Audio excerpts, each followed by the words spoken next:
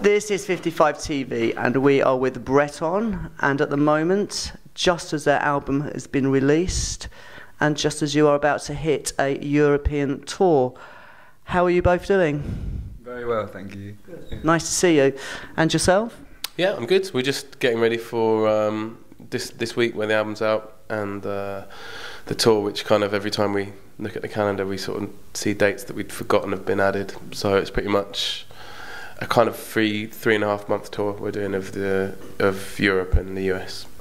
How are you anticipating the tour being with all of you? There's 5 of you in total, in very cramped circumstances, and you've not quite hit the private jets yet, have you? But it's on the cards. So how are you anticipating this one? I think, this is the second album, so we've already kind of done the first. I think the difficult tours are always the first tours and the first records, and you kind of learn to live alongside each other a lot better when you've done it for a year or so. So we've got kind of a lot better at touring, I think, and I think there's a pace to it that you kind of have to get. You can't just go out absolutely every night and then not get any sleep and then play the next show the next night, because you just die after about a month. So I think we're better at pacing ourselves, and yeah, and I think conserving your energy just until you have to play the show is also a good thing. Okay, then. Wise tips, kids. Initially you were a DIY group and everything was done internally. What were the reasons for you creating the group and the collaboration, and what was important for you in this? I think we just wanted to make sure there was an outlet for all the things we were interested in. So we like making films, and obviously we loved music, and we kind of wanted to show films and play our shows and share the stuff we'd made with as many people as possible. So, I mean, in a way, putting this record out this week is the same sort of ethos behind it, if there is one, that there was to putting out the first record or putting the band together in the first place. It's just a kind of a vehicle for all the ideas that we've got, and a way of them getting communicated quickly. Film and sound are really the main thing for you guys. How and where do you pull these ideas together as a group? Because it's not just one of you doing it, it's several of you doing it. It can happen kind of anywhere. If you come up with an idea, or one of us comes up with an idea, then you kind of, if you're in the van driving to a show, or if you're backstage at a show, or if you're eating, we kind of just brainstorm wherever. Or often it happens when we're just out and about, and then we start like talking about things. We used to be able to kind of like brainstorm, or like, just like discuss ideas more efficiently when we had the lab. We'd just all be there and just be as productive as possible. But I mean, I don't know. What would you say? Well, yeah, we've got a lot more concentrated on how we work, and I think a lot more efficient in terms of starting an idea and seeing it through to the end. I think that, especially for this record, there was a lot more of a process of developing an idea, working on it, walking away from it for a little while, going back to it. And I think the trick is having an idea that you're excited by, and then not working on it to the point of it just not being interesting. So I think you should always be excited at the first opening few bars of a song, or to be like the first 10 seconds of a show. And as long as that's still there, then you'll always want to kind of expand on it, or you'll always want to make it something that other people want to explore or share. Does it get tricky amongst the 5 of you? I mean, sometimes maybe you don't always feel positive about stuff. Do you have to take a step back from your own ego with being 5 of you to allow something to drift in and then mull it over, or can it get difficult at certain times of the year? No, it definitely gets difficult. I think every good collaboration comes from people being kind of tactful with each other, because you have to have a climate or an atmosphere where an idea can be suggested and not get shot down, that at least gets considered properly. But also you have to have an environment where if an idea isn't great, then there's a polite or nice way of sort of working around it or finding a compromise. Because otherwise, if you just have one person comes up with an idea and 4 people say that's rubbish, then no one will ever feel like coming up with any ideas, or no one will feel like developing it. So it kind of is I think that's, as we've got closer together as friends, we've kind of got better at you know, because we've got quite different personalities, we've got better at knowing the tactful way of working around each other. Tactful way of saying piss off. Basically, tactful way of saying your idea's rubbish. How loose are you as Breton with collaborating outside of the group, or bringing ideas in from other people and working with them? Is it difficult to get into Breton if you're not already there? Not necessarily, not if you've got the skills. Yeah, but no, we're always open to collaborating and stuff. There was a film collective from LA called the High Five Collective. They really wanted to work with us, and we were really up for doing it as well. It never quite happened, but I mean, always up for. Yeah, if you've got original enough ideas, or ideas like Rose says that excite you, and you can convince us of them, and they excite us. It's the convincing process, yeah. Maybe, yeah. Then, yeah, no. Everyone's got a shot. I mean, you obviously understand, I can see, and obviously you've kind of moved forward. You understand the importance of collaboration. Things don't go any further without you five collaborating, but also external collaboration. Yeah, I think we've got. We worked with a string quartet for a show we played in Sydney, in Melbourne, which was a show called Surrounded, where we played. We had 10 silent films that we'd made, and we played all the soundtrack and sound design with the string quartet. And obviously that's a completely different type of musician that we're used to working with, because obviously we're sort of self-taught musicians that, you know, you've kind of, it's more of a sort of almost like a punk ethos, or like a hip-hop production world that we come from. And so working with people who've got like 9 years of music college training, who do it for a living, was really interesting, because it's kind of two very different disciplines, but at the end of it, both of us kind of came together to make something which really they pursue the same thing, even though they pursue it in suits and with violins. So it's kind of, it is about creating different atmospheres, or like working around an idea and finding the best way of executing it. Right. Would you say that you're systematically documenting Breton, and that's part of what you do? Yeah, definitely. I think it's, I mean, part of it is because it's been such an amazing adventure to kind of say, we haven't, like, you know, this wasn't because a massive label put 100 grand into forcing people to hear about us. It wasn't because, you know, there was some sort of massive hype that meant that tens of thousands of people came to shows. Every single thing I think that this band has sort of been built from is kind of word of mouth, and people sharing tracks on Facebook and Twitter and SoundCloud. And so I kind of think that it's evolved on its own, really. So I think that that's a central part of what this band's about. You've got your new album out now, War Room Stories. This album is being produced by yourselves, obviously, but there's external influence as well. Financiers, record labels. How was the process of doing this changed? Was it as enjoyable? Was it better? Or is it just another process that you've been going through?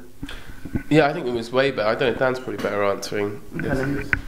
I think it's had a different bearing on what we've come to expect over the kind of like the next cycle of putting this record out. So when we put the first one out, it was with Fat Cat, which is like a great little kind of like boutique label. You have like a really cool heritage, and everyone that worked there for the love of it, and like just because they were passionate about it. But this time around, it's kind of the people who are working at the label seem to, they just maybe slightly more ambitious. Not that Fat Cat wasn't, but it is.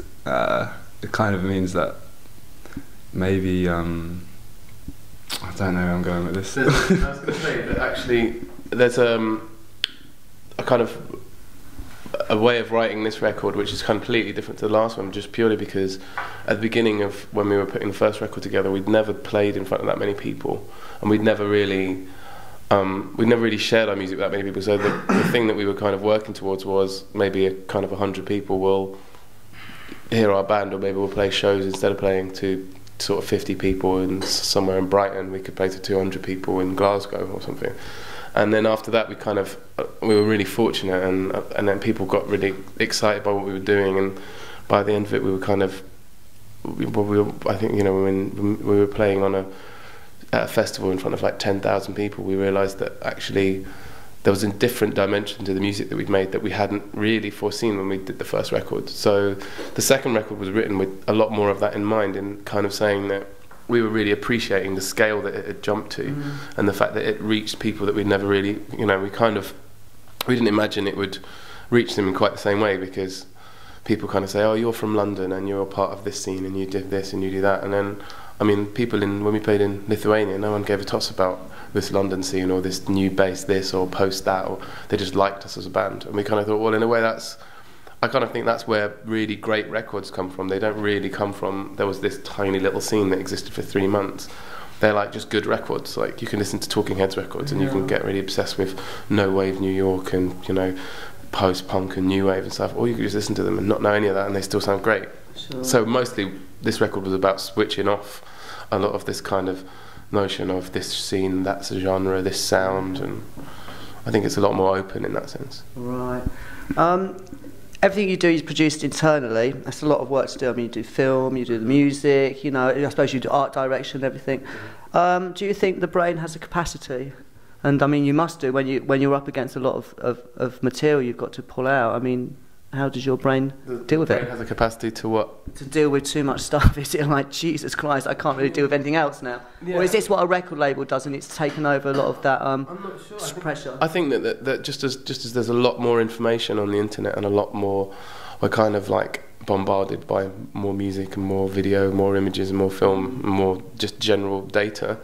I think that artists are kind of, you know, to really tell the story of what's going on at the moment in the world, you kind of are using this idea of kind of almost overload, and the fact that there are so many things, and there's also 5 of us, so Ian takes care of, you know, the illustration and the album cover. I mean, I had very little to do with any of that side of things, you know, and when you look at the album cover and the sleeve and the vinyl and the t-shirt and the artwork that was chosen and the layout and everything like that, I mean, I saw it and was very approving of it, but I had no input on it, and I can't imagine anyone doing all of it as one person. It's like it's spread out amongst us all. Sure. A new album was recorded in Berlin. It must have been so exciting to be there. I mean, it's just an iconic city for so much stuff, good and bad. How was it coming from London, going to Berlin and recording? Yeah, it was really interesting, man. It was like, I don't know, like Rose says, when you you detach yourself from a particular scene or a place that you've had like strong connections to, you kind of like free yourself up a little bit more. And it wasn't like we moved to Berlin to like tread that well-trodden path of taking a record and making it in Berlin. It was like because we found this incredible place and we wanted to kind of establish a similar environment to what we had in London, but kind of take it elsewhere. And it was incredible, like being able to go out to the clubs and then maybe like try and suck some of it in and then take what you've heard and then go to the studio and write. It was amazing taking it out of South London and putting it in another context, like absolutely. So being in Berlin, did you become sponges and take up the atmosphere and put it into your music, or was your sound already structured and there were slight changes that you had? Well, kind of part of the reason for going to Berlin was to sort of detach ourselves, like Dan was saying. But I think one of the things that really like the moment where I realised that it was a really, really good idea and that we'd chosen the perfect place was when we actually got to the studio. And we'd obviously, you know, it's not in Berlin, in like Friedrichshain Berlin, in like the cool Berlin part. It's like in this sort of industrial wasteland of the sort of Cold War. And we kind of got to this building and it was this massive abandoned complex. And we couldn't even find a way in. We couldn't find anyone to tell us where anything is. We couldn't find anyone to give us a key. Actually, eventually we got a key.